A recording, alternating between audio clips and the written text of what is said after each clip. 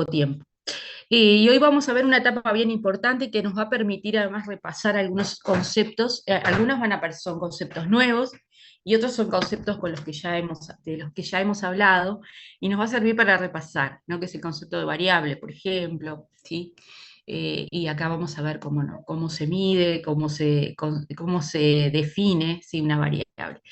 Así que vamos a hablar de esta etapa bien importante que, como sabemos, no existe en todos los tipos de investigación, ¿sí? No es necesaria en algunos tipos de investigación el planteo de hipótesis, pero que sin embargo nos permite, si es una ventana para ver otro tipo de conceptos bien importantes, ¿sí? Además, en los diseños en que sí aparece el necesario, el planteo de hipótesis, bueno, tenemos que tener en cuenta todo lo que vamos a ver hoy. Eh, a ver, vamos a ver si puedo achicarlos a ustedes. Ay, esperen un poquito. Bueno, eh, bueno, ¿cómo podemos definir una hipótesis? Bueno, una hipótesis es un supuesto, ¿sí? Es un supuesto. También podemos verla en el contexto de una investigación como una respuesta tentativa a la pregunta de investigación. ¿Por qué tentativa? Porque no es una respuesta que nosotros tenemos que poner a prueba. ¿Sí? Es una afirmación que vamos a poner a prueba en la empiria, en el trabajo empírico, en el trabajo de campo. ¿Mm? Son soluciones probables, como dice acá, a cuestiones que están relacionadas siempre con la realidad. Siempre que trabajamos desde el punto de vista de la investigación científica, estamos hablando de problemas en ciencias sociales, problemas que tienen que ver con la realidad, ¿sí?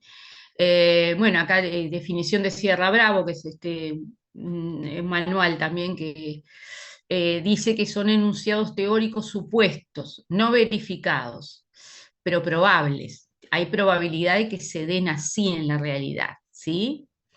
Referentes a variables o relaciones entre variables, ¿sí? Vamos a ver que hay relaciones siempre entre por lo menos dos variables. Pueden ser predicciones, pueden ser respuestas, como dice acá, a todas las interrogantes que me planteo a lo largo de mi investigación. Y que incluso muchas veces una investigación empieza con una hipótesis de trabajo, con una hipótesis, empieza con algo que me parece a mí que pasa en la realidad. Y a partir de ahí defino mi tema de investigación, ¿sí? Voy buscando información, estado del arte, me planteo un problema y después luego me vuelvo a plantear la hipótesis, ¿sí? A la luz del marco teórico, del diseño que he elegido, y me planteo una hipótesis que va a ser la hipótesis central, ¿sí? De mi investigación.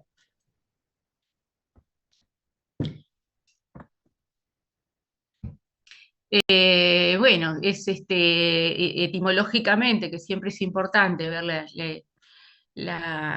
la historia de los conceptos con los que trabajamos.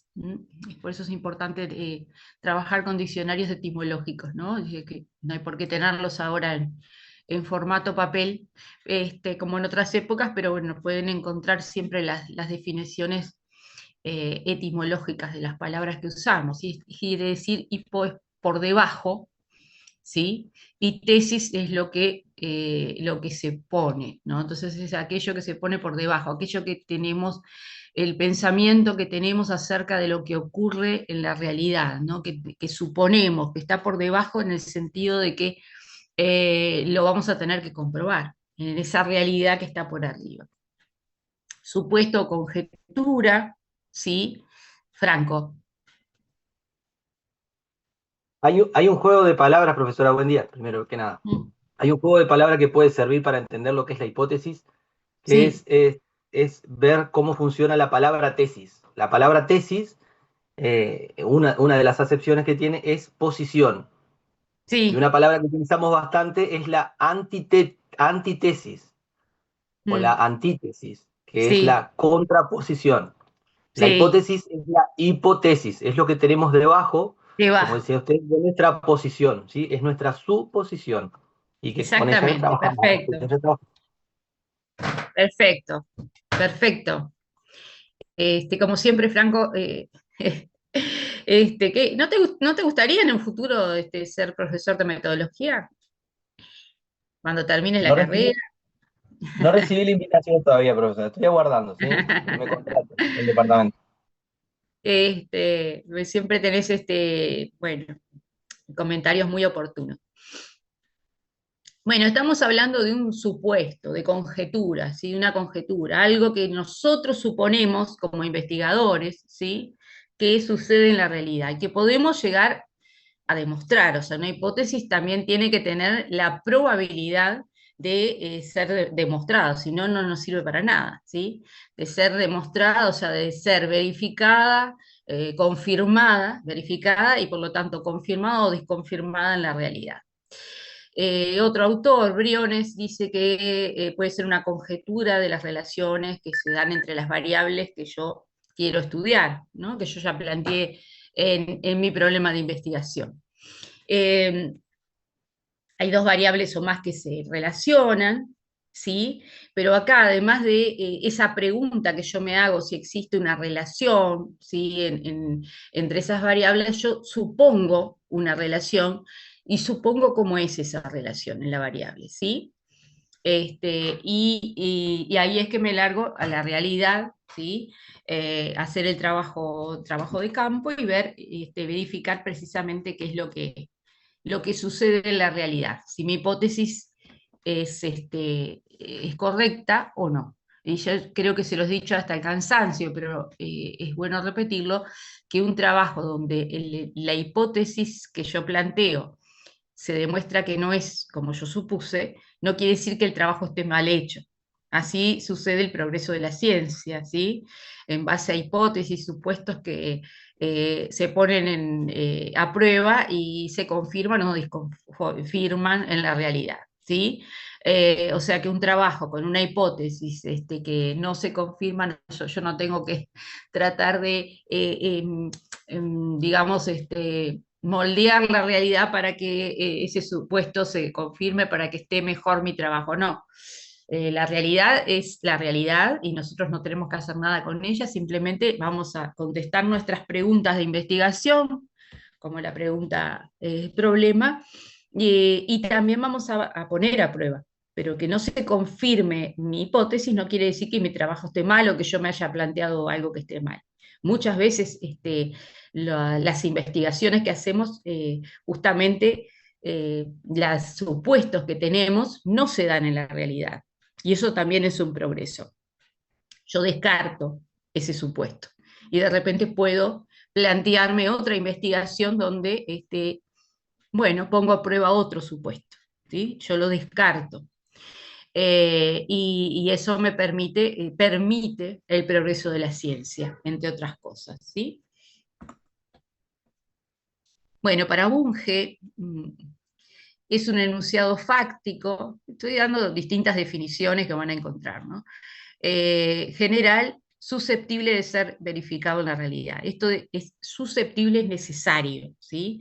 Que sea susceptible de ser verificado. Si es algo que yo no puedo comprobar, como decíamos, poníamos el ejemplo con los problemas, ¿no? Que porque la información es ultra secreta y yo no voy a llegar, no voy a acceder a lo que quiero estudiar, y bueno, entonces, bueno, ya si no puedo verificar esa hipótesis, bueno, esa investigación no tiene sentido hacerla, ¿sí? Si las cuestiones que me planteo tampoco las puedo verificar porque tienen más que ver con una cuestión metafísica, bueno, tampoco las voy a poder, desde el punto de vista científico, comprobar, desde el punto de vista científico comprobar en la realidad, ¿sí? Muchas veces es como, opera como una respuesta, ¿sí? Posible, probable a mi problema de investigación. Siempre se redactan como en enunciados declarativos. Bueno, y mm, ¿cuáles son las funciones o el sentido que tiene el planteo de hipótesis? Eh, Convengamos que hay diseños como el exploratorio o el exploratorio descriptivo o el descriptivo que no amerita el planteo de hipótesis. Hasta les diría que está mal, ¿sí? El plantear hipótesis, porque estoy explorando o porque estoy describiendo una realidad, ¿sí? No tengo la pretensión de suponer un determinado comportamiento, ¿sí? Entonces no tiene sentido el planteo de hipótesis. En el caso de que sí lo tenga, lo que va a ser la hipótesis, entre otras cosas, es enlazar teoría y trabajo de campo. ¿Sí? Acá se acuerdan todo lo que hablamos la clase pasada sobre marco teórico y sobre las teorías que yo elijo. Van a estar justamente la hipótesis va a relacionar esas teorías con lo que yo voy a ver en la realidad. O sea, yo voy a mirar la realidad desde esa ventanita, ese marco, que es el marco teórico, o, o contexto teórico, marco conceptual, bueno. Todo eso lo voy a ver a través de la hipótesis. La hipótesis va a operar como un lazo entre la teoría y lo que ocurre en la realidad. Eh, bueno, como les decía hoy, que es parte del progreso de la ciencia, el desarrollo de la ciencia justamente está basado en hipótesis, en que se confirma o no determinada teoría. También constituye una guía de investigación. ¿m? En los estudios cuantitativos es fundamental, ¿sí? Eh, el trabajo nuestro como investigadores siempre se va a centrar fundamentalmente en cuestiones estadísticas, que no las vamos a desarrollar ahora, en la hipótesis que nos planteamos. Eh, bueno, esto ya se los dije, que no todas las investigaciones requieren hipótesis, planteo de hipótesis, sin embargo son imprescindibles en diseños explicativos, por ejemplo.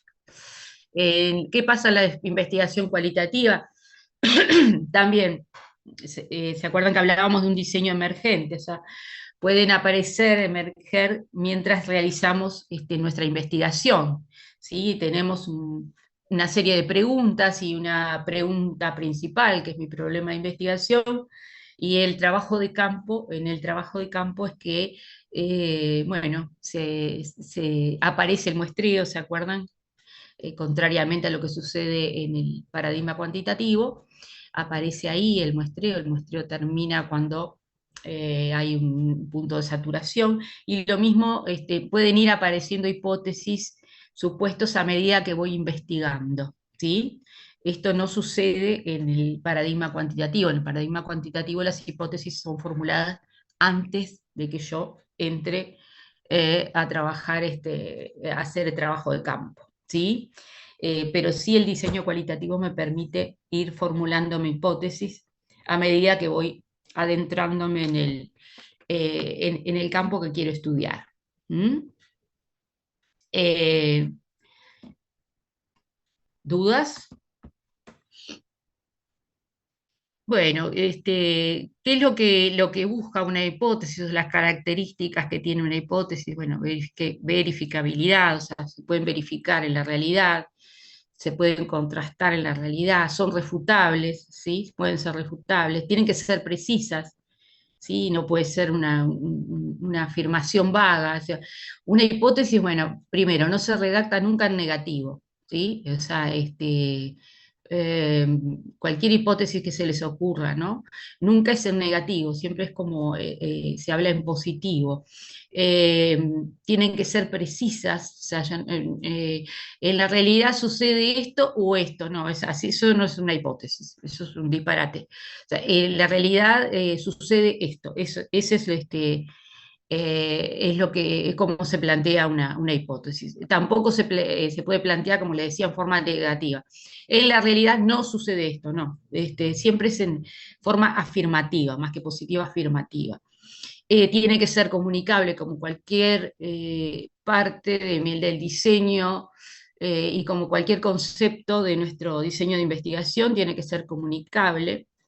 Y en la investigación cuantitativa además, los resultados de esa puesta a prueba de mi hipótesis en la realidad busca generalizarse, ¿no?, a una determinada población. Por ejemplo, si trabajo con una muestra y yo tengo un supuesto, esa muestra yo puedo, ese supuesto lo confirmo en esa muestra, yo puedo generalizar para toda la población si la muestra estuvo bien hecha, ¿sí? Puedo generalizar esa confirmación o disconformación de mi supuesto, ¿sí? Lo puedo llevar a toda la población. Y en ese sentido generalizable. Esto ocurre en la investigación cuantitativa. En la investigación cualitativa no hablamos de generalidades, ¿sí?, de generalización. Eh, mm, Hablamos de transferencia, o sea, porque no tendría sentido si en la investigación cualitativa, si yo solo pudiera concluir, que no sería poca cosa para el universo que estoy estudiando, para el grupo en el que estoy estudiando. Muchas veces lo que sucede con la investigación cualitativa es que las conclusiones que yo saco en la investigación cualitativa pueden ser transferibles a otras situaciones similares, ¿sí? Ahí radica también el progreso y el desarrollo de la ciencia para la visión cualitativa, ¿no? Es bien distinto. ¿Qué son las variables? Bueno, nosotros ya hablamos, ya definimos lo que era una variable. Una variable es un concepto que puede ser medido. Y en este sentido, también las variables aparecen, y la relación entre variables aparece en la hipótesis, ¿sí? Bueno, las hipótesis van a establecer relaciones entre conceptos, ¿sí? Ya consideran que sí, esos conceptos están relacionados y de qué forma. Pero estas variables, nosotros cuando trabajamos con estos conceptos medibles, van a tener que transformarse en aspectos de la realidad que puedan ser observables, ¿no? Y en ese sentido, dígame si voy rápido, hablamos de la operacionalización de las variables, ¿sí? Nosotros tenemos que operacionalizar. ¿Qué quiere decir esto? Que nosotros tenemos que transformar esas variables en conceptos y proposiciones concretas. O sea, aquellos conceptos con los que trabajo tienen que transformarse en conceptos medibles, verificables, o sea, que yo pueda ver, que tengan un correlato empírico. Ahí está, es el proceso que sufre un concepto de tal modo que a él se le encuentra un correlato empírico que nos permite evaluar su comportamiento efectivo, ¿sí? Yo puedo en una hipótesis plantear una relación entre variables, pero después voy a tener que ver cómo lo mido eso, cómo lo mido, cómo lo observo. De qué hablo, ¿no? Cuando hablo de determinado concepto medible en una variable. Entonces voy a tener que tener dos tipos de operacionalización, o dos conceptos, ¿sí?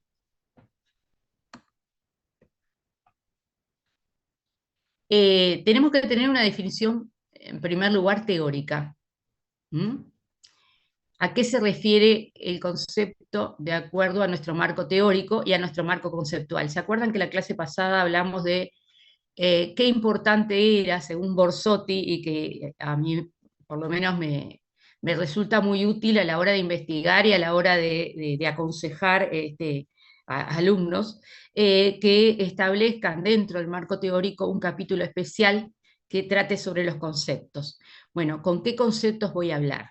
¿De qué conceptos hablo cuando los tengo planteados en un problema de investigación? Y cuando los tengo planteados en una hipótesis, ¿de qué estoy hablando? Esa es la definición teórica, que va a tener obviamente una estrecha relación con mi marco teórico. Entonces tenemos la definición teórica, por un lado, ¿sí?, que ya la vamos a tener salvada en nuestro marco conceptual, y luego la definición operativa. O sea, es decir, qué conceptos empíricos, ¿sí?, voy a utilizar para representar a los teóricos. Si yo digo rendimiento académico, ¿qué es lo que voy a mirar? ¿Qué es lo que voy a observar a la realidad para un concepto tan amplio, que obviamente lo definí en mi marco conceptual, ¿sí? Lo puedo ir corrigiendo. ¿Cómo lo voy a observar en la realidad? O sea, rendimiento académico. Bueno, ¿qué es lo que voy a mirar? ¿Qué es lo que voy a observar? Juan, Buen día, profe. Yo creo que sería la escolaridad o las por notas, ejemplo, que es exactamente. lo que me permite, digamos, materializar el rendimiento y que sea observable. Exactamente, exactamente. O sea, tiene que ser algo asible, algo que yo pueda realmente ir a la realidad y verificar. Yo no puedo decir, bueno, rendimiento académico, muy bien. Lo puedo definir, el rendimiento académico, bueno, es la capacidad, no sé, de muchas maneras lo puedo definir, teóricamente. Pero luego tengo que tener una definición operativa, ¿no? Una definición que, digamos, se agarre de la realidad y nos muestres justamente la manifestación empírica de ese concepto. Como dice el compañero, puedo ir a mirar la escolaridad, puedo mirar, decir, bueno, hacer una prueba, ¿sí? Hacer una prueba entre un grupo determinado para ver el rendimiento académico. ¿Mm? Esas son definiciones operativas. Entonces se le asigna significado a una variable especificando las actividades necesarias para observar en la realidad esos conceptos que yo definí teóricamente antes, que a mí me parecieron relevantes desde el punto de vista teórico. Pero cuando yo defino teóricamente, también voy a tener que tener claro, ¿sí? No son etapas, no es que yo defina teóricamente y luego operacionalmente. Generalmente voy pensando a la misma vez, ¿no? Digo, bueno, rendimiento académico, como dice el compañero, bueno, voy a mirar la escolaridad.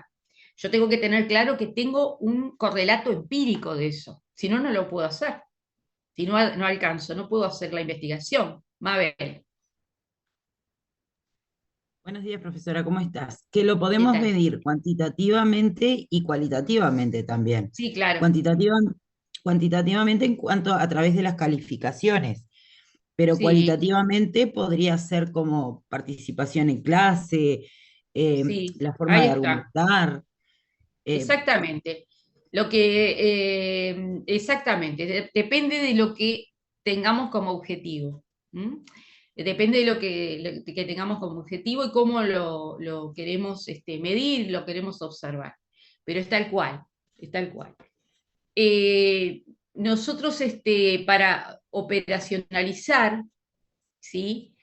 Justamente, la Universidad de Ancona, todos estos que les estoy nombrando son manuales, que si yo le pusiera todos los manuales se enloquecen, pero les voy poniendo acá algunos conceptos, pero que están cualquiera de, por ejemplo, a mí me gusta mucho hipótesis para que lean, les digo, les recomiendo mucho Sampieri, ¿sí? Cómo trabaja Sampieri el concepto de hipótesis. Seada Ancona afirma que la operacionalización de los conceptos teóricos tiene que partir de una correspondencia, ahora vamos a ver qué quiere decir, entre indicadores y conceptos a medir. Los indicadores pueden materializarse de diversas formas, como decía recién la compañera. Depende de qué, del diseño de investigación. Puede materializarse en números, puede materializarse en cuestiones más cualitativas, ¿sí? Pero justamente es lo que vamos a ver ahora cómo se personaliza, ¿no? Esta clase la voy a seguir de largo porque va a terminar mucho antes, ¿sí? Seguramente termine mucho antes. Este, ¿Les parece? No hago recreo y sigo. ¿Están de acuerdo? Impecable. Porque así Sí, sigo de corrido con este tema. Eh, entonces vamos a hablar de dimensiones, indicadores e índices. Los índices no los vamos a desarrollar, pero vamos a ver de qué se trata. ¿Qué son las dimensiones? Y vamos también a poner ejemplos, que yo traigo ejemplos, pero quiero que ustedes también ejemplifiquen, ¿sí? Para razonar todo esto. Y van a ver cómo el estudio este capítulo, digamos, dentro del curso, hipótesis, los retrotrae y les va a terminar de confirmar algunas dudas que tengan sobre otros conceptos como el de problema de investigación, el de variables, ¿sí? ¿Qué son las dimensiones? Son subconceptos, ¿sí? Propiedades que tiene el concepto, ¿sí? Propiedades latentes del concepto no observables todavía empíricamente. ¿Mm? La descomposición del concepto en sus dimensiones es el primer paso de la operacionalización. Yo siempre que trabajo con hipótesis voy a tener que operacionalizar mi variable. La primera cuestión que tengo que hacer es una definición teórica. Luego plantearme dimensiones, que ahora vamos a ver qué son, cómo se hace, ¿sí? Los indicadores son las expresiones prácticas, ¿no? Tenemos una expresión, acá volvemos para atrás. Tenemos una expresión que la dividimos en subconceptos que todavía no los podemos observar empíricamente. Y luego, sí, tenemos indicadores. Indicador viene de índice, pero no quiere decir índice. Indicador es una cosa, índice otra. Viene de dedo índice, indica, ¿sí? Señala. Ahí sí estamos hablando de expresiones prácticas, concretas y medibles de las variables. Son las propiedades manifiestas, ¿sí? Que nosotros encontramos empíricamente, bueno, relacionadas con esos conceptos que me he planteado como necesarios para mi investigación. ¿Mm? Ahora vamos a ir a verlo en modo concreto.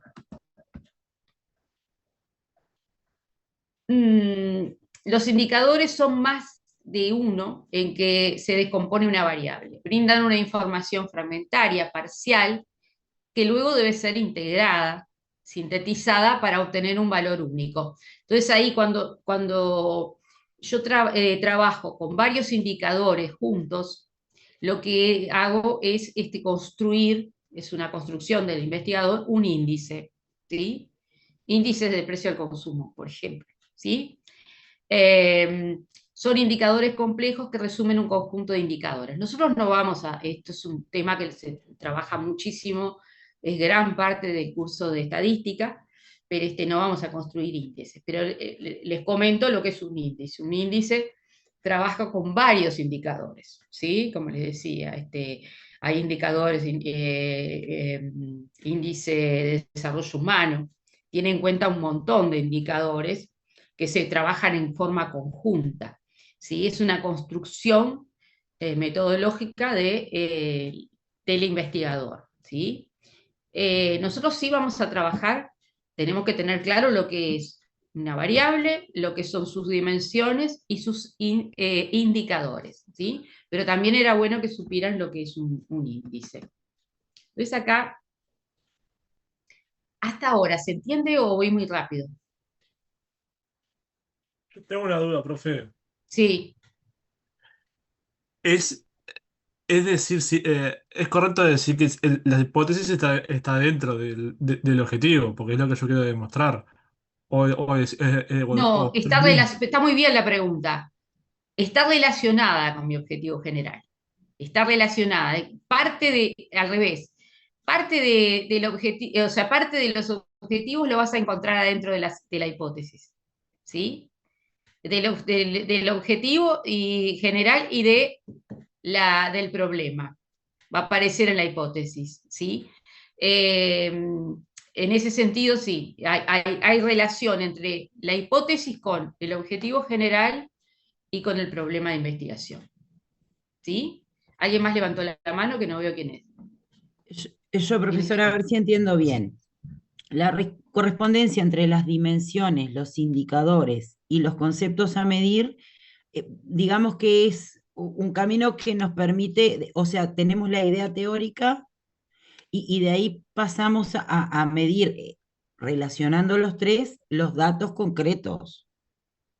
Exactamente, exactamente. O sea, lo que estamos tratando de ver en esta clase es cómo, A través del planteo de una hipótesis, que es un supuesto, yo supongo, ¿sí?, que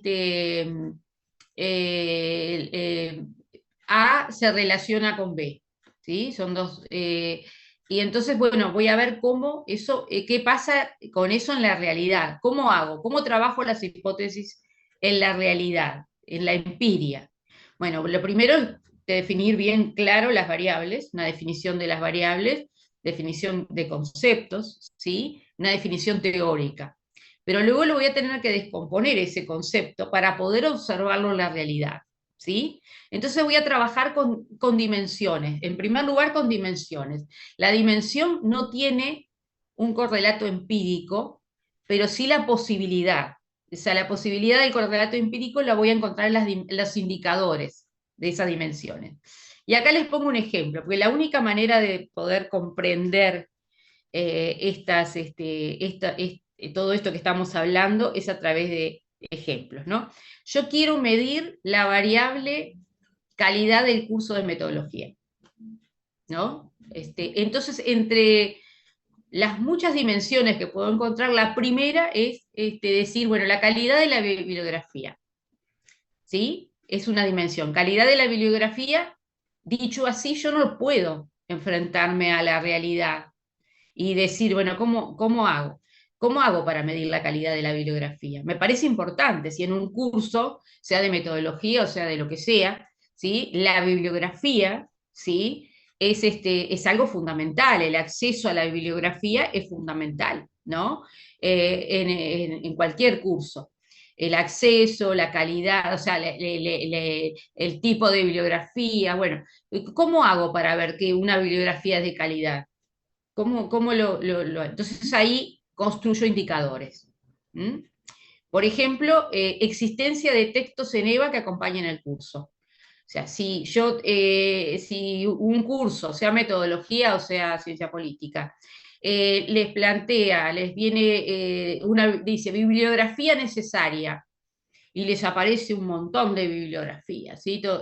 Pero no aparece la posibilidad de cómo llegar a esa bibliografía. Bueno, ahí la calidad de la bibliografía, por más genial que sea que esté citado, si no tienen acceso, por lo menos aparte de eso, la bibliografía, digamos que, bueno, ¿cómo llego a ese, no? Más en un curso a distancia.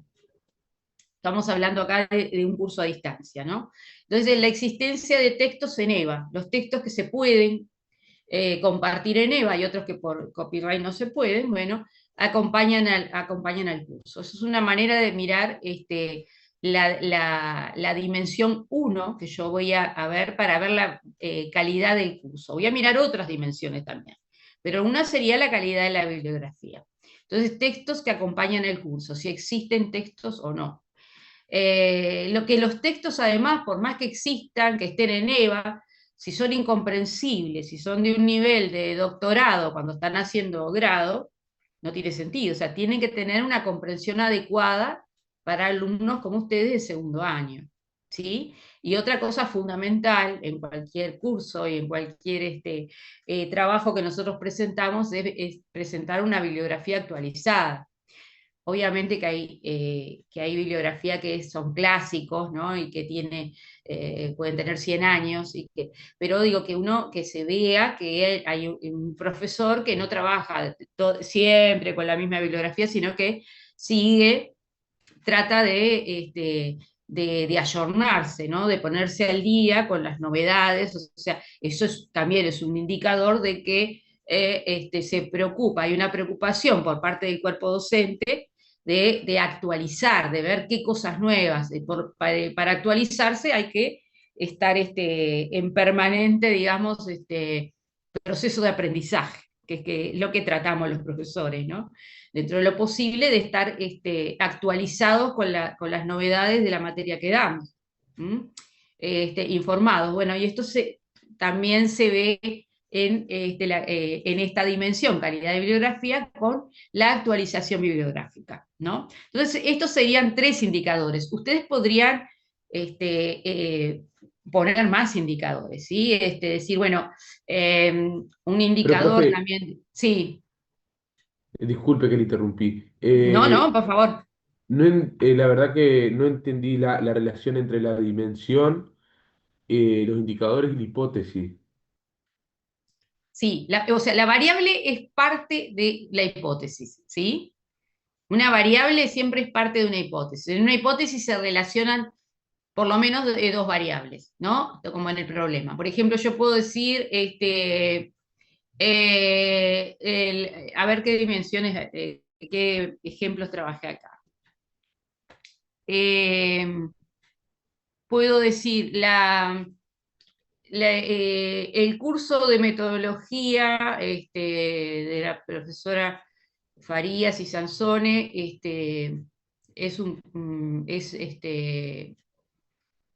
no permite, o mejor dicho, permite aprender los conceptos básicos, por ejemplo.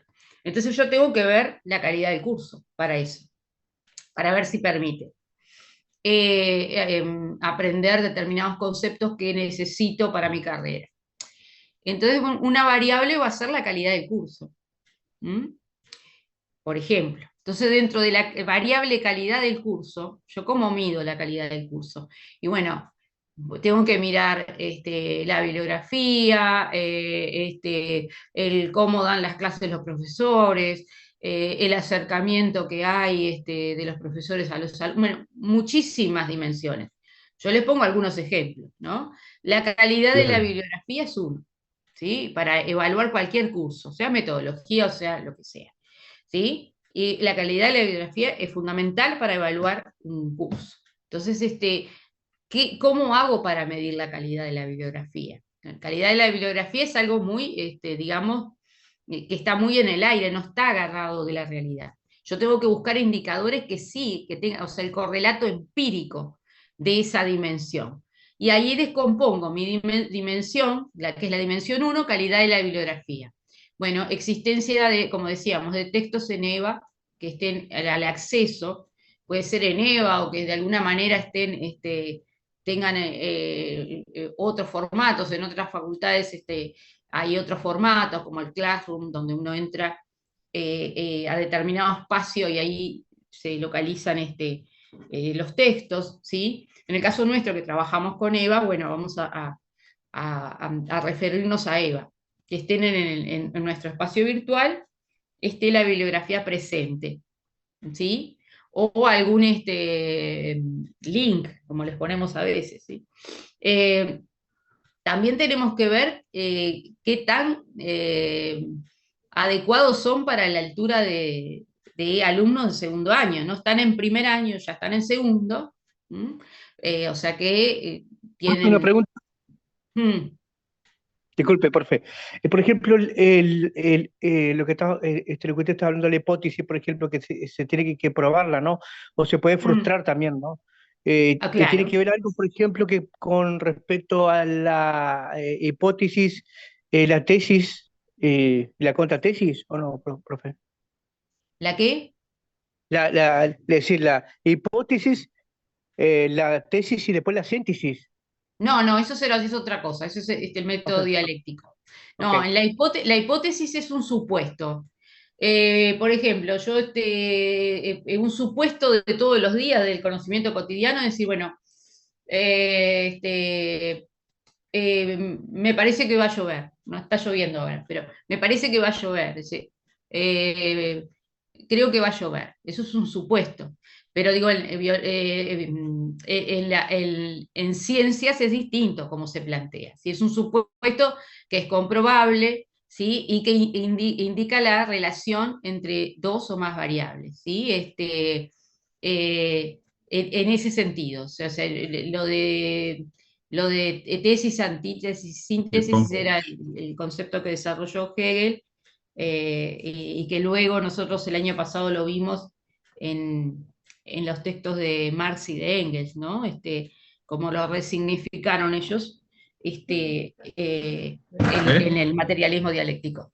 ¿Mm? En mi casa está todo bien, porque se llueve todo donde estamos nosotros. Gracias, profe. Y sigo por De abajo. nada. Entro por acá y se gana por Los abajo. micrófonos. No sé qué dijeron. Creo que hay un micrófono abierto. Bueno, se entiende, entonces nosotros vamos a elegir, y ahí elegimos los investigadores, elegimos lo que nos parece pertinente para poder observar la variable calidad del curso de metodología. Elegimos varias dimensiones. Nosotros creo que yo puse 3 acá, no recuerdo. Pero dimensión 1 es la calidad de la bibliografía. ¿Mm? Y de ahí, calidad, ¿cómo mido la calidad? Bueno, ¿cuál es el correlato empírico? Y bueno, la existencia de, por ejemplo, indicadores, los indicadores. ¿Qué indicadores? Y yo puse estos 3, podrían ser otros, a ustedes se les podría ocurrir otros, ¿sí? Indicadores de la calidad de la bibliografía, ¿sí?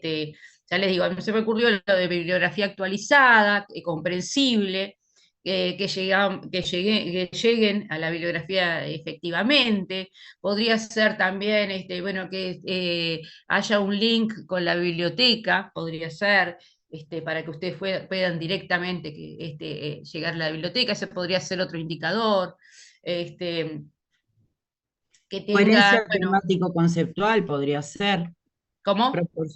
Coherencia temática Ahí conceptual, está también, por proporción ejemplo. de fuentes Pero primarias y también la coherencia, secundarias. la coherencia sería una dimensión, porque es muy difícil de medir. O sea, ¿cómo medís la coherencia? Y capaz que bueno, En ahí tenés, relación al temario sería, claro. en relación al programa. Claro, ahí está, o sea, que haya exactamente, que entre lo que aparece en el programa y la bibliografía haya una relación, ¿sí? Coherente, o sea, que existan, que tenga relación, o sea, que no aparezcan temas que no son que no están, lecturas que no tienen nada que ver con el curso, con lo que aparece en el programa, o al revés, ¿no? Que haya una deficiencia de lecturas con respecto. Ahí está muy bien el ejemplo de la compañera. Bueno, entonces esta sería una dimensión 1, ¿sí? En la que yo voy a trabajar, siempre voy a trabajar con dimensiones y con indicadores. Acá tenemos otra dimensión para ver ejemplo, ¿sí? Calidad, a ver, calidad como docente, del docente encargado, por ejemplo, o del docente asistente, ¿sí? Indicadores. ¿Cuáles son los indicadores? ¿Cómo puedo decir? El profesor no sé cuánto tiene una calidad bárbara. ¿Sí? ¿Cómo sabes? ¿Cómo ves esa calidad? ¿O es un desastre? ¿No? Bueno, pero a ver, ¿por qué? ¿Qué es lo que observás en la realidad para llegar a esa conclusión? Bueno, y por ejemplo, que asiste a las clases con regularidad, ¿no? Eso sería una primera cosa, ¿no? Que haya asistencia a los cursos, que tengan buen trato con los alumnos, o sea, que no los insulte, que no los destrate, que no se burle, yo qué sé. Que respete los tiempos del habla, ¿no? Cuando piden la palabra, ese tipo de cuestiones. Que explique los conceptos, que no diga, bueno, vayan a leer el manual, ¿no? Vayan a leer el manual o vayan a leer, yo no les voy a explicar nada de los conceptos que estamos dando, porque ustedes tienen que leer. Eso sería gravísimo, ¿no? En cualquier materia.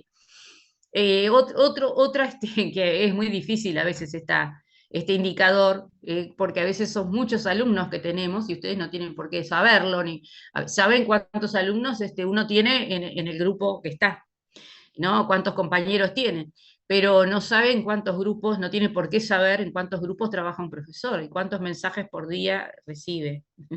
No tienen idea, ¿sí? Entonces, pero bueno, que dentro de lo posible contesta los mensajes de Eva. Si nunca contesta un mensaje, ahí es un indicador negativo, ¿no? En calidad, porque también digamos, la docencia no es solamente el momento que uno viene y se para frente o se sienta en un escritorio y da la clase hacia distancia, sino que también se mantiene, es una situación, digamos, que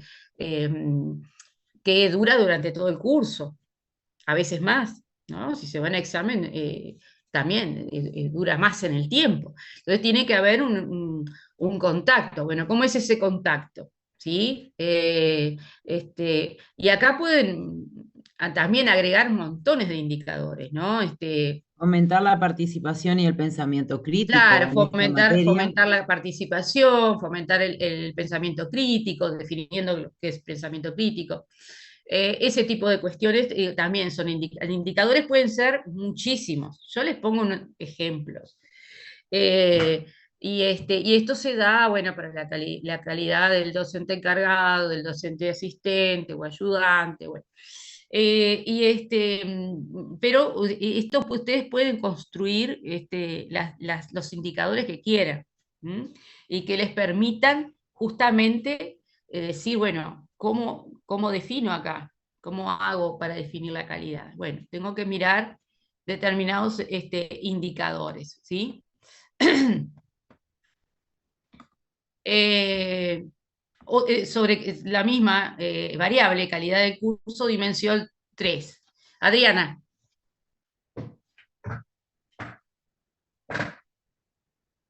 Hola.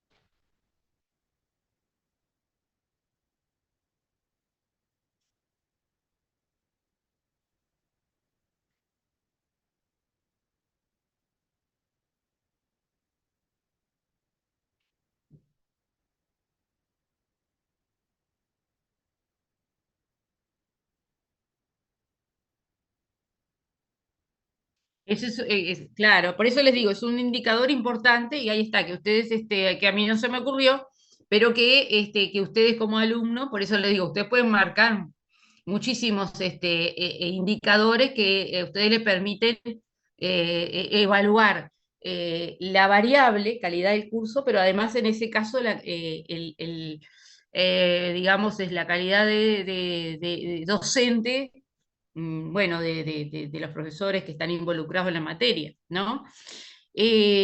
Calidad de la modalidad virtual, ¿no? En el caso nuestro, trabajamos a nivel virtual, tiene sus beneficios y tiene sus desventajas, ¿no? A los que nos gusta dar clase, realmente nos encanta el contexto en el que nos encontramos, ¿sí? Que estamos en el salón de clase, pero bueno, también esto tiene sus virtudes y sus defectos, ¿no? Y que también hacen que, bueno, algunos profesores directamente no les guste dar clase a nivel virtual porque no se encuentran a gusto, y a otros que les guste mucho, y hay algunos que les gusten las dos modalidades, como es mi caso.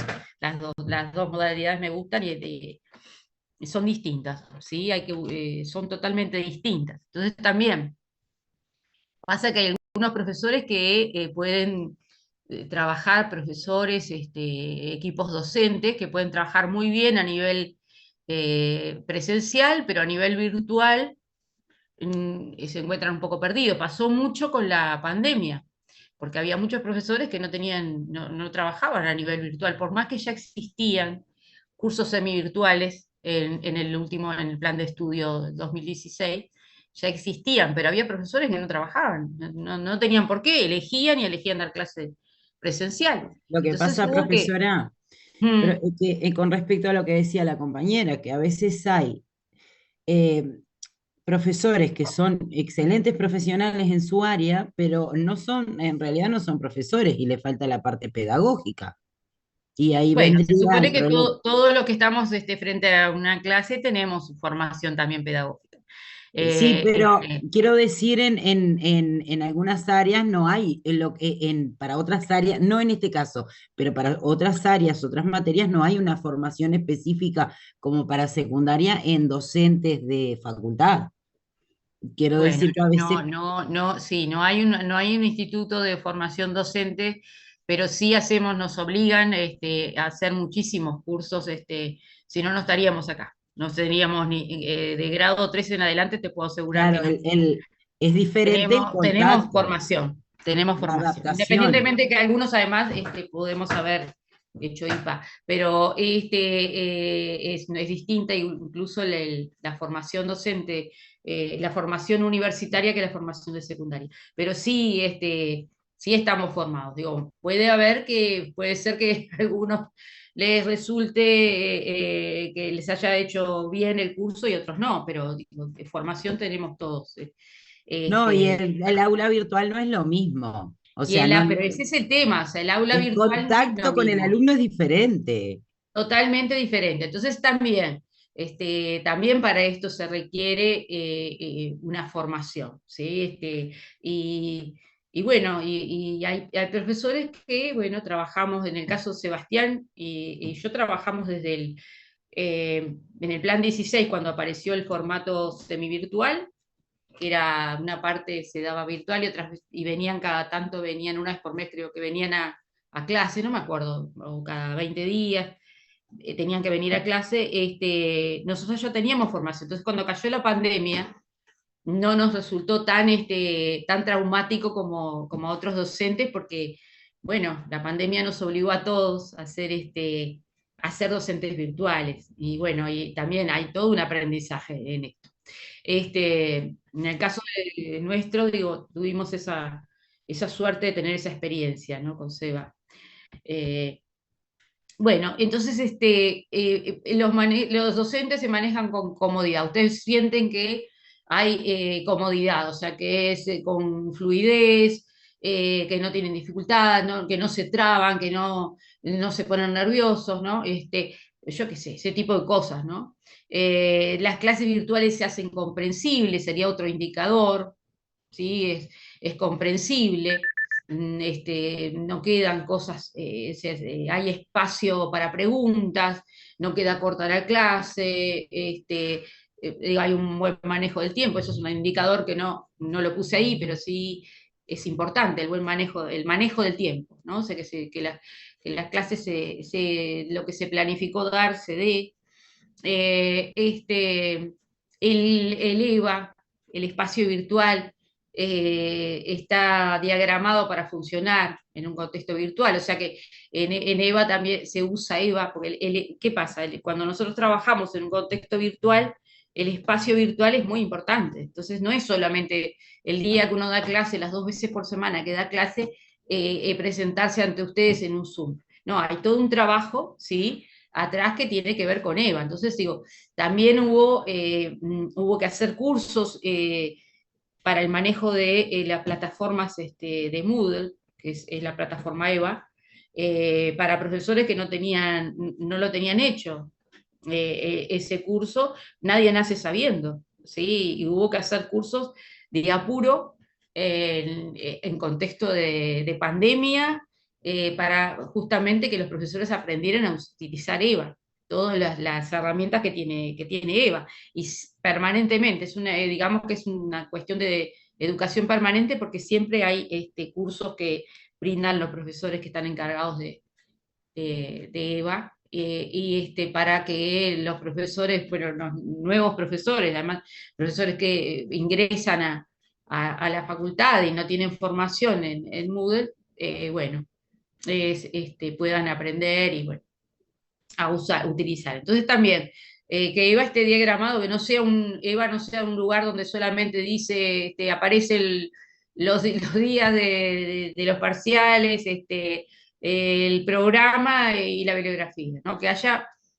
sea una continuación de la clase, ¿no? Eso sería un EVA diagramado para funcionar en contexto virtual de enseñanza, ¿no?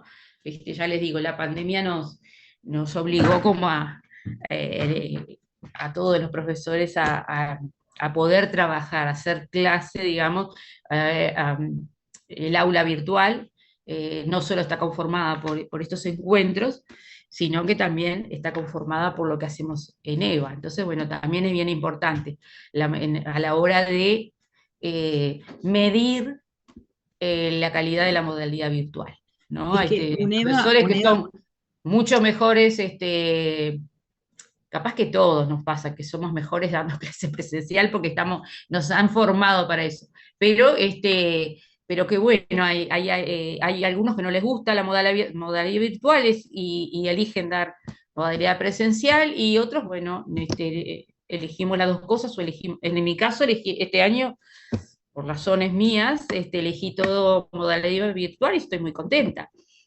pero obviamente que a cualquier profesor le gusta el encuentro, ¿no? El encuentro presencial con Se el lo alumno. se lo agradecemos, profesora, a las personas del interior, que es la manera de acceder a la universidad que tenemos, porque Sí, económicamente no podemos llegar a bancarnos y es una posibilidad de seguir estudiando. Muy agradecido, totalmente, ¿no? Es que muy agradecido por es existirme. así, es así. Es que pensando en eso, yo creo que, a ver, es como un acceso mucho más democrático, ¿no? A la universidad. Y creo que cualquier profesor, cualquier docente universitario, con vocación, que sé que son todos, quiere que cada vez acceda más gente, que no abandonen, ¿no? Por eso les pedimos que, bueno, que se queden igual, aunque no les haya ido bien en el primer parcial, quédense y dan el examen. Bueno, la idea es que permanezcan en la institución y justamente llegar, lo que nos sorprendió después de la pandemia. Incluso ya les decía antes, porque ya el plan 2016 tenía previsto programas a distancia, pero lo primero fue semipresencial, lo que se aplicó en el 2016 en adelante. Y bueno, después nos sorprendió la pandemia y ahí tuvimos que resignificar nuestros cursos de una manera total, y eso hizo que entrara muchísima gente que de otra manera no entraría a la universidad. Entonces, sí, Profesora, claro, es una obligación que tenemos como docentes, prepararnos para esta circunstancia nueva, porque justamente hace que haya más universitarios, bueno, es una mayor inclusión, ¿no? Mayor inclusión los social. cursos virtuales, profesora, empezaron antes de la pandemia. Yo, en mi Sí, ignorancia total, sí, porque si no fuera por la virtualidad, no podría acceder realmente a sí, estudiar había sí facultad. cursos virtuales y apareció mucha gente que era del interior en esos cursos virtuales. Eran semipresenciales, tenían que venir, porque bueno, todavía había como una resistencia a la virtualidad. Yo daba clases, yo di clases no siempre autorreferencial, pero yo me había formado porque daba clases en otro lado y tenía alumnos que estaban en otros países, que estaban en cuestiones de, bueno, misiones de paz, etcétera. Entonces yo había tenido que hacer muchos años antes el curso de Moodle, mucho antes que apareciera Eva, en otro lugar, en un ministerio. Y nada, cuando surgió la posibilidad de la reforma de muchos profesores que veníamos de eso, también sugerimos la idea de que se pudiera trabajar virtualmente. Y ya era aceptado, además ya se daba en todo el mundo antes de la pandemia. Y nuestra facultad tuvo, digo, es bueno saberlo y darlo a conocer, antes de la pandemia tuvo virtualidad, ya tuvo virtualidad, era una semi-virtualidad, pero ya existía. Incluso muchas veces se daban clases cuando no existía ni el Zoom ni otras cosas que usamos. Se hacían clases, había salones donde uno podía, les estoy hablando de hace muchísimos años, podía dar una clase como una teleconferencia. Entonces, la clase que nosotros estábamos dando, de repente se veía, no sé, por decir algo, en Melo, porque me acuerdo de eso. La clase dábamos una clase de repente con alumnos y también se daba a distancia, ¿sí? O sea, Como hay la modalidad experiencias en la híbrida. universidad, hay experiencias, pero anteriores, pero claro, pasó lo de la pandemia y quedó como instaurado este sistema. Y bueno, bienvenido el sistema y bienvenida digamos, la preparación, ¿no? Tanto de docentes como de alumnos a trabajar en este contexto de virtualidad, que no es fácil, pero tratamos de hacer lo posible. Y sí, claro, implica un acceso para personas que de otra manera no podrían. Lo tenemos re claro eso. Pero hay toda una historia, ¿sí? No es que apareció de golpe, no, digo, ya se daban en ciencias sociales, ya le digo, me acuerdo de eso, en ciencias sociales, que se daban clases a veces a distancia. A veces lo que hacíamos los profesores era ir a dar clases al interior, ¿no? Nos pagaban íbamos, de repente dábamos clases, me acuerdo, de estadística, de relaciones laborales, hace muchísimos años. Fíjense que era mucho más, hubiese sido mucho más fácil dar en forma virtual, pero nos pagaban, íbamos a Rocha, al centro, ahí a la Universidad de la República en Rocha, no me Al sale ahora el cure. nombre, el CURE. Y Y ahora hay mucho íbamos más allá, cure. íbamos a Rocha y nos quedábamos en un hotel y dábamos los viernes un montón de clases y los sábados nos matábamos con clases. Y de repente, bueno, eso se cambió, en algún momento se transformó en virtual, pero viajábamos de un lado al otro, a Salto. Yo me acuerdo, yo en Salto nunca fui, pero a Rocha me acuerdo, sí, clarito, que toda una experiencia también, era precioso, era muy lindo trabajar en el interior. Pero bueno, ahora tenemos esa posibilidad de trabajar con este formato, además, y con Zoom, que el Zoom, antes del Zoom, no me sale ahora, no sé, no me acuerdo, si no sé si está Seba acá, cuál era la plataforma que usábamos, que Meet, hay. capaz. Google Meet. No, no era Google Meet, era otra, ya me voy a acordar, pero era bastante, mucho más precaria, ¿no? Profe, yo que hacía facultad en el 2013, que después por razones de tener hijos pequeños la tuve que abandonar, el profesor nos subía materiales a Facebook, teníamos un Facebook Sí, sí, también. increíble, profe, y nos subía el material, inclusive hasta las notas, a veces de Sí, colegial, sí, sí, sí, tenés no, razón, sí, que yo me había profesores acuerdo que de eso, trabajaban, sí, sí, y de se facultad buscaba la manera, siempre se buscó la manera, por eso le digo, no, no es que esto nació con la pandemia, con la de- pandemia se universalizó, pero la ya pandemia. veníamos de antes y algunos nos habíamos formado no por ser nada, tener una bola del futuro, no, porque dábamos clases, digo, en el caso mío daba clases en el Ministerio de Defensa, y daba clases en una licenciatura que había alumnos que estaban desplegados por todo el mundo. Entonces, era en una licenciatura y que tenían derecho a estudiar, y bueno, entonces ahí se utilizaba esta plataforma Moodle, que era una novedad, y bueno, era mucho más precaria, ¿no? Pero de todos modos tuvimos que aprender lo que es la clase virtual, tuvimos que aprender muchísimo esos docentes que trabajamos. Relacionados también con la Facultad de Derecho, ¿eh? Este, y, y bueno, y así se fue dando, así se fue dando. Y ya existía también en el exterior muchos cursos que por suerte hemos podido hacerlos, que bueno, tenemos familia, responsabilidades que hemos podido hacer en gran parte a distancia, ¿sí?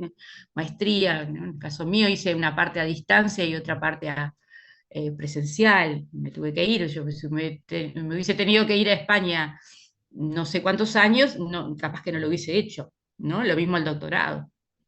Este, Profesora, sí.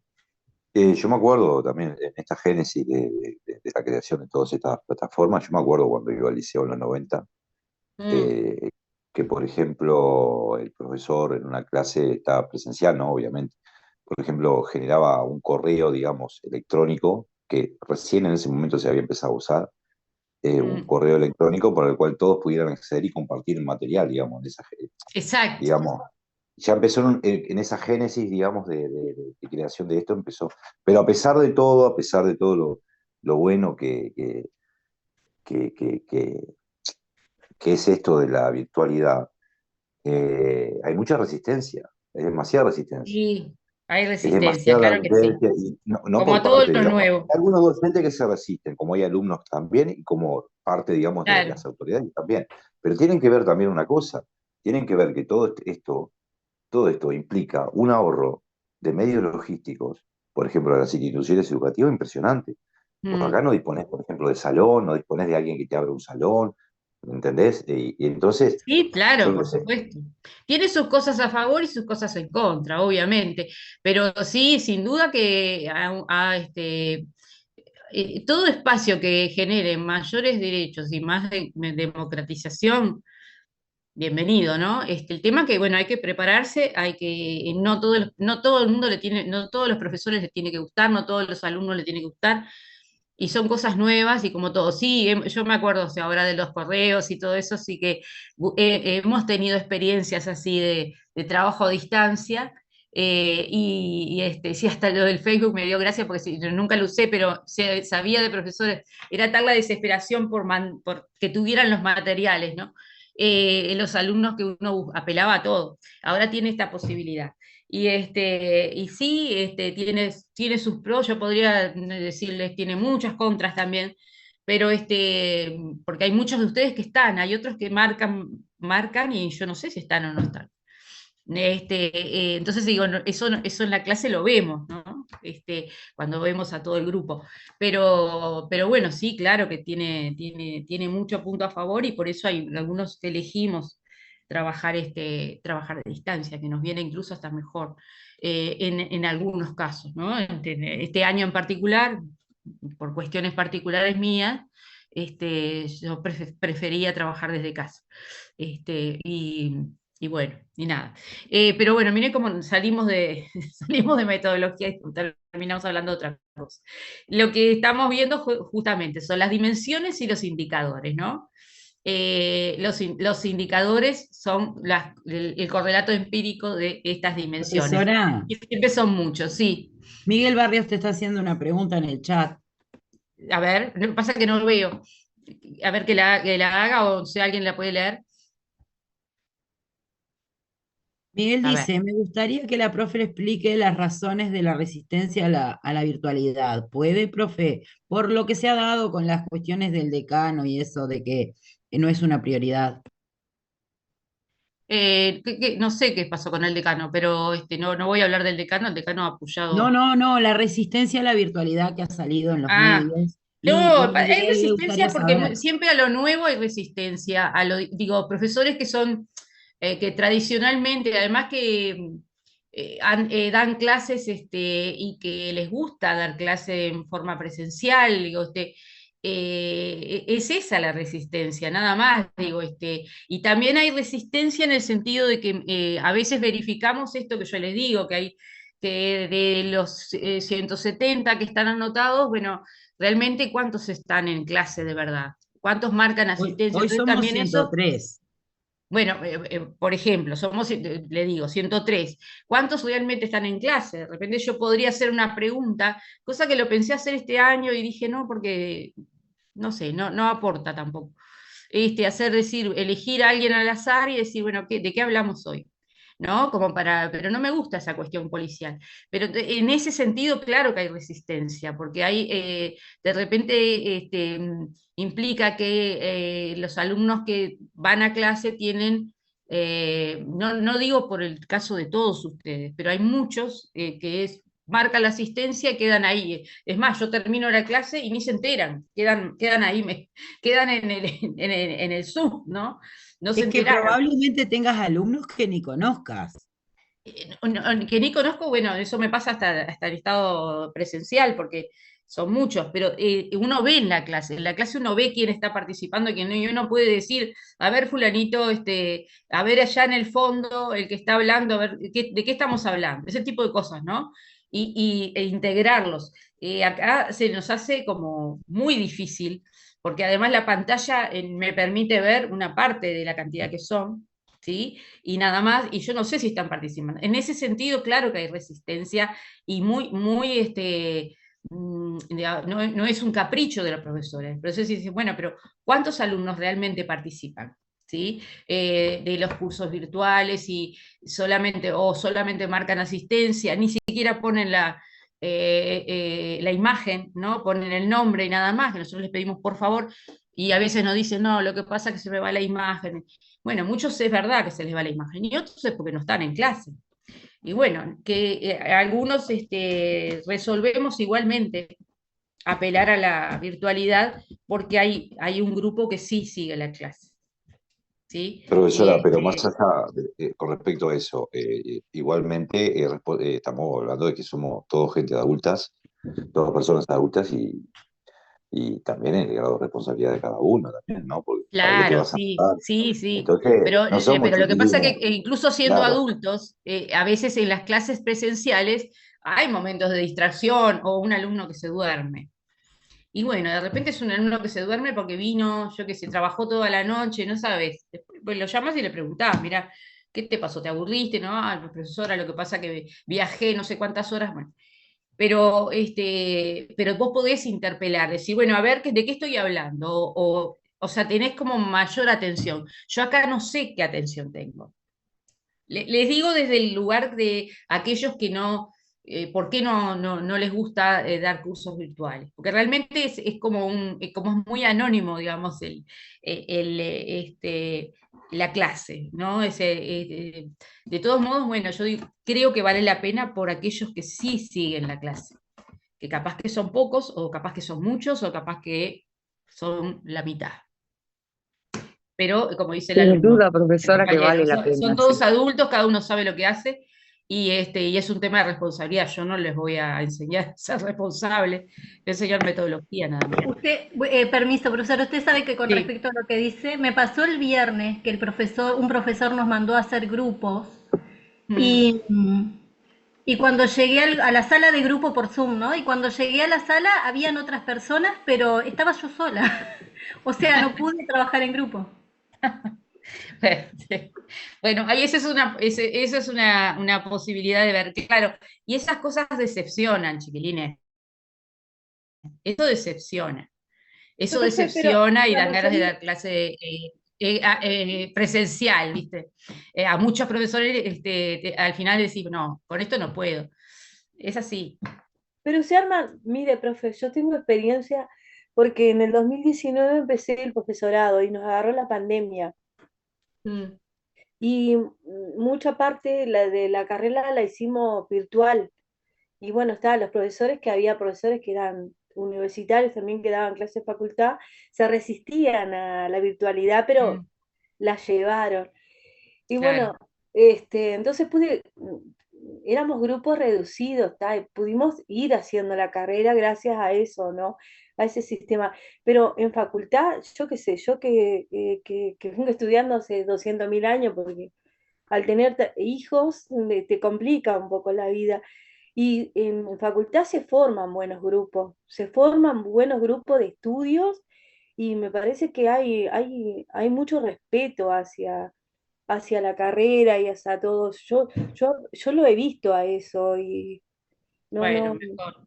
Me me alegro. parece, y los docentes son muy bien también, muy Me solidarios. alegro. Sí, Me parece que sí. mira, el docente universitario es docente porque le gusta, porque nadie se hace millonario. No será por el Dando clases. sueldo. No va a ser por el sueldo, exactamente. O sea que o sea, realmente si hay algo que tenés vocacional dentro de la universidad es la docencia, ¿no? O sea, porque realmente no nos hacemos millonarios con esto. Yo he Lo que nos conocido dedicamos. historias, profesora, de profesores que tan solidarios de que para ir a dar un parcial final, algún alumno no ha tenido el dinero y de que el profesor se lo presta. O sea, Mm, así de solidarios, ¿entiende? mm. Sí, sí, sí, sí. Eso no esperen conmigo porque no tengo la posibilidad. Perdone, que haga chiste con eso. Pero bueno, digo, siempre sí, bueno, somos vocacionales, digo, algunos nos gusta más dar en formato presencial y otros nos gusta más en formato virtual, o nos gustan las dos cosas, o tratamos de hacer lo mejor posible con las herramientas que tenemos. Pero bueno, era todo de ejemplos para ver, espero que se acuerden de todo esto con lo que vimos, ¿no? Que estábamos viendo Es que las Miguel tiene la dimensiones y mano los levantada, indicadores. profe. ¿Eh? Miguel tiene la mano levantada. Bueno, escuchamos. Hay dos personas con la mano levantada, que no veo quiénes son. Sí, ¿Me escuchan? Sí, sí. sí. Bien. Bueno, yo no conocía los motivos, profesora, de la resistencia de virtualidad, pero bueno, de acuerdo a lo que usted me escribe y lo que me han aportado otros compañeros, viene por el lado de una cuestión de comodidad del docente y además un tema también de preferencia, hasta donde entendí bien. Mm, Lo que, digamos, todos tenemos, más o menos creo acá, todos una profesión, y a veces me pongo a pensar que si en nuestra profesión, todas las profesiones tienen una finalidad, ¿verdad? Y yo entiendo que los profesores que están sosteniendo desde el inicio hasta ahora la virtualidad han entendido, digamos, completamente la finalidad de su trabajo, que es que cuanto más Mm, gente pueda acceder a los conocimientos, cuanto más gente pueda tener la posibilidad de avanzar en sus conocimientos, la tarea del docente está cumplida. Es mm, decir, la máxima universalidad, el acceso a los conocimientos. Y totalmente. me llama muchísimo la atención. Incluso he escuchado de muy buenos docentes algunos argumentos en contra de la virtualidad. Digo, no argumentos, ya la oposición. Y lo he podido hablar brevemente, pero muy brevemente, porque no es algo que se abra mucho a debate que se plantee, ¿no? Me parece porque también el docente se sabe, digamos, menguado de fuertes argumentos para oponerse. Más bien es una cuestión de Mm, preferencia porque no hay una pérdida sí, de salario, tampoco creo que en virtud de la virtualidad los funcionarios de la universidad vayan a quedar tampoco desempleados, porque digamos, siempre va a haber gente que va a estar cerca de la universidad o va a viajar o va a preferir viajar para formarse en forma presencial. Hay universidades en el mundo que funcionan virtualmente completamente, todas las sí, carreras totalmente. actualmente. Y además los indicadores estadísticos que hay en base a los resultados académicos no solamente han superado los de la presencialidad, sino que en muchos casos la calidad de la formación ha dado esta amplitud, esta universalidad del acceso. Sí, Yo acabo yo de ese poner ahí dato que no, yo no creo lo que... tengo, digo, pero confío en que sí, tú lo tienes. Pero sí, sí, todo lo que estás diciendo es claro que es así y es parte, o sea, también es utilizar los avances de las tecnologías de la comunicación para justamente para el acto educativo. O sea, imagínense que estamos hablando nosotros de la universidad, pero imagínense lo que fue para los niños la pandemia para el niño, que es el espacio, que la escuela no solamente es un espacio de aprendizaje, sino de socialización, de sociabilidad, ¿sí? Y donde lo salvó tener una computadora, ¿no? O sea, que existiera el plan de una computadora a un niño, salvó a que los niños quedaran aislados totalmente, ¿no? O sea que sí, claro que uno está de acuerdo, digo, yo también, ya les digo, he hecho especializaciones, digo, ahora me estoy acordando, en forma, yo pensaba, maestría semivirtual, doctorado también semivirtual, pero he hecho especializaciones enteramente virtual, con gente con la que quedé amiga y nunca le vi la cara. O sea que todavía no nos Claro. conocemos porque son de distintos países, ¿sí? Yo doy Es más, clases en yo México tengo, y nunca fui a México. Nunca fui a México ni a pasear, pero soy docente en México, en una universidad de Michoacán, en México. O yo creo sea, que hay que agradecer los docentes que están sosteniendo la virtualidad, porque para mí son los que realmente han comprendido el cometido de hacia dónde apunta el mm, cometido de la docencia, ¿no? Y creo que claro. cualquiera de nuestras profesiones, si nos dicen, miren, para mejor del servicio que ustedes están prestando, hay que cambiar la modalidad, creo que el que entiende bien por qué está haciendo lo que hace, se adapta todo lo posible Sí, para adaptarse. sí, sí, sí. Y Pero además, bueno, siempre hay resistencias y hay no, sí, sí, cuestiones sí, todos en que nuestras tienen, profesiones sabemos que es las muy, hay. es muy lindo el encuentro cara a cara con el alumno. Y Eso también yo es creo que parte del la encanto de presencialidad es el ideal de todo estudiante. Creo que la presencialidad es el ideal para todo claro, estudiante. pero a veces no se puede, Aquí, exactamente, sí. exacto, en situaciones ideales. Y Pero nos cierro con permite esto. además tener profesores, de repente traer profesores de otras partes del mundo que saben muchísimo y traerlos a la universidad, a nosotros, nuestras clases, digo.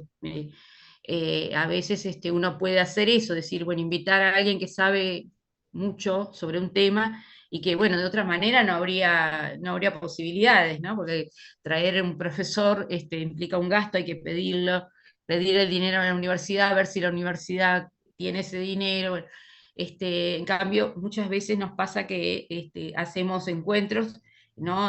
No solamente situaciones así de aula, sino en encuentros que hacemos de distintos seminarios y cuestiones que pasan en la universidad, que tenemos la posibilidad de conocer de repente pesos pesados, ¿no? Del derecho, lo que sea.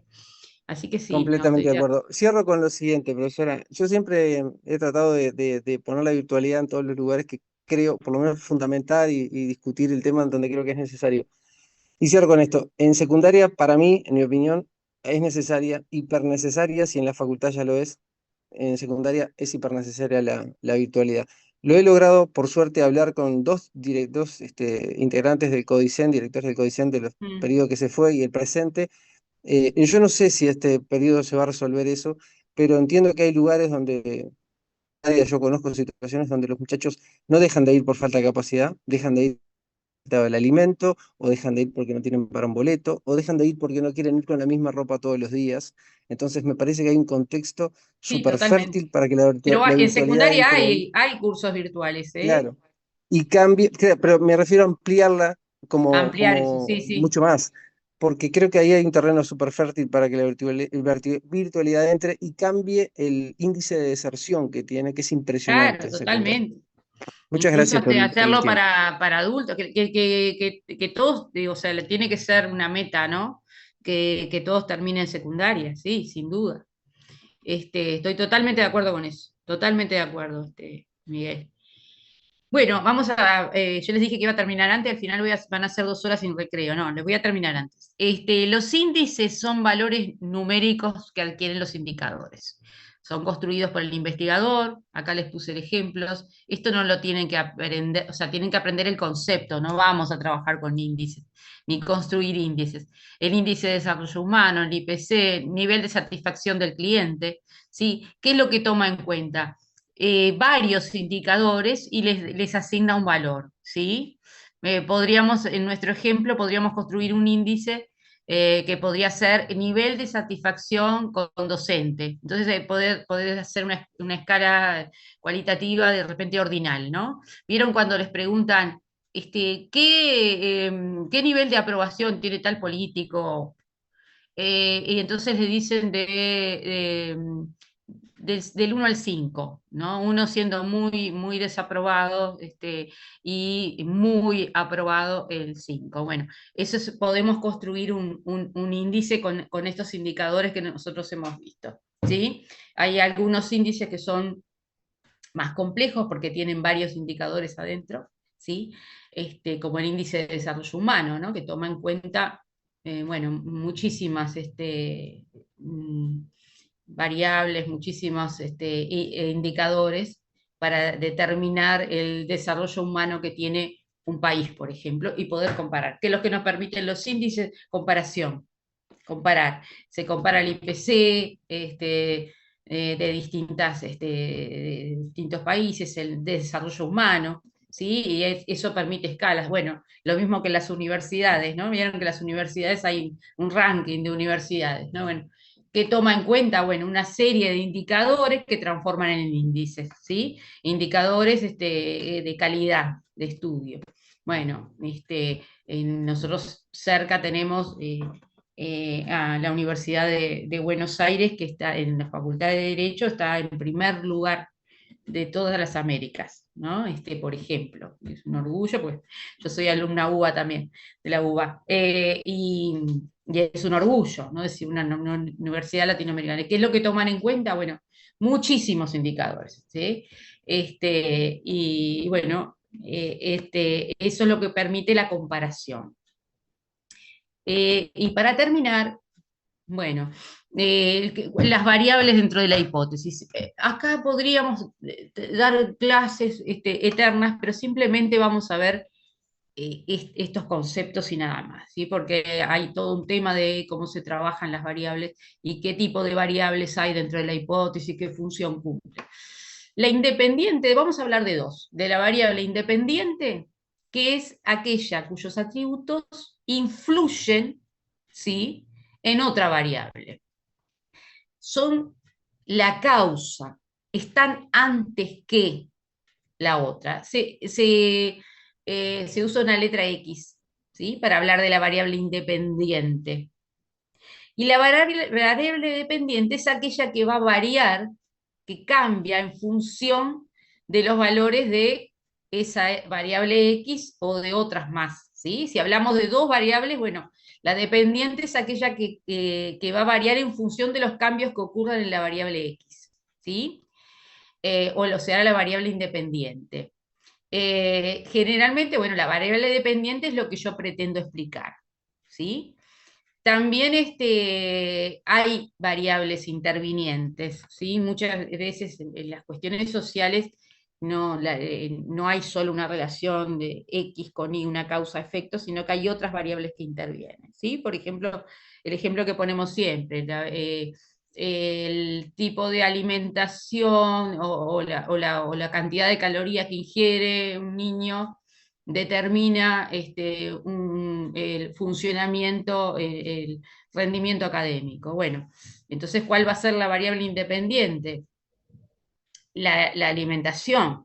La dependiente, el rendimiento académico. El rendimiento académico nosotros suponemos, en nuestra hipótesis, que que cambia en función de los cambios que ocurren dentro de la alimentación del niño. Entre ellos, la cantidad de proteínas, por ejemplo, la cantidad de vitaminas que tiene que comer a diario un niño para poder... pero también pueden haber variables que intervienen, ¿sí? Que puede ser, bueno, el estímulo de un buen maestro, el estímulo que hay en la casa, ¿sí? Que también pueden intervenir. Pero, ¿se entiende el concepto de independiente y dependiente? La independiente es que en una hipótesis, si se da esto, ocurre X. Algo así, sí. Es la causa, es aquello que está antes que suceda ahí, ¿sí? ¿Y por qué es dependiente Y? Porque todos sus valores van a variar en función de los cambios que ocurran en X, ¿sí? Es lo que yo pretendo explicar. Si yo pretendo explicar el rendimiento académico de niños de 6 años en función de la cantidad de proteínas que comen por día, bueno, ¿qué es lo que es independiente? Que está antes que la cantidad de proteínas que come a diario, que ingiere a diario un niño de 6 años. ¿Qué es lo que yo quiero explicar? El rendimiento académico. Es la variable Y, la dependiente. ¿Sí? ¿Se entiende? Sí, se entiende, ¿Sí? sí. Bueno, y como les prometí, vamos a terminar antes la clase. Y bueno, esto lo pueden leer, ya les digo, Sampieri a mí me recomiendo siempre, Sampieri la lectura para esto, o sea, no alcanza con la clase, no alcanza con la clase, o sea, tienen que leer, y lo pueden leer teniendo esto como guía, que yo se los voy a dejar, como guía, y leerlo en Sampieri. Les pido por favor, porque esto preguntas, puede ser una pregunta de parcial y de examen, ¿sí? Bueno, nos vemos la próxima clase. Gracias, profe. Que Gracias, pasen muy profesora. bien. Profe, pase bien. Gracias, profe. Saludos a todos. Gracias.